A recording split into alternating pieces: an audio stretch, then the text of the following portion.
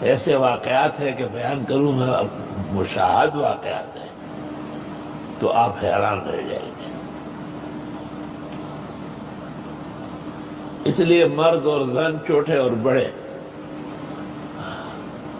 اس کو ہم حالات میں اچھے احوال طلب کرنے اور ناموزون احوال سے پرہیز کرنے کے لیے، اللہ کی مدد متوجہ کرنے کے لیے سورہ تغابن بہت زیادہ اکثیر ہے۔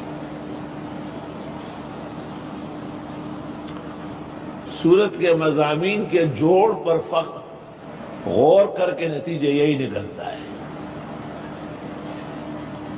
لیکن شاہ عبدالعزیز نے فتح العزیز میں لکھا ہے کہ علوم اور حکم و اسرار سارے سربست رہ گئے بوجہ غور و فکر نہ کرنے کے۔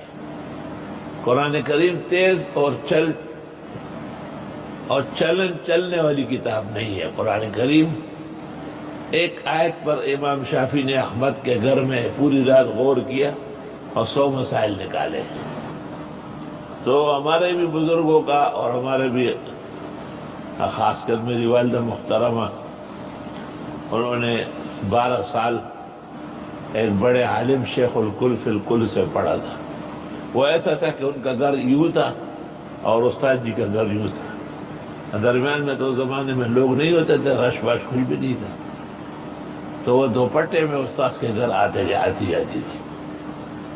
یہ وہ زمانہ تھا کہ عباس خٹک جو بعد میں کمانڈر ان چیف ہوئے، ان کی بڑی بہن سلطانہ، وہ بھی والدہ کی ہم سبق تھی، اور استاد جی کا درس کا یہ عالم تھا کہ وہ فجر کی نماز پڑھانے کے بعد گھنٹہ 1.5 گھنٹہ وہیں طالب علموں کا سبق پڑھاتے تھے۔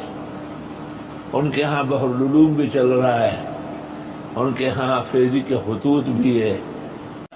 ایک طریقہ یہ بھی ہے جسے ہم تعویذ کہتے ہیں۔ تعویذ اصل میں آز یعوذ سے باب تفعیل ہے، عوذ یعوذ۔ تعویذ کے معنی ہیں کسی کو پناہ دلانا۔ بعض آیات اور بعض دعائیں ایسی ہے کہ ان کو لکھ کر کے دیا جاتا ہے۔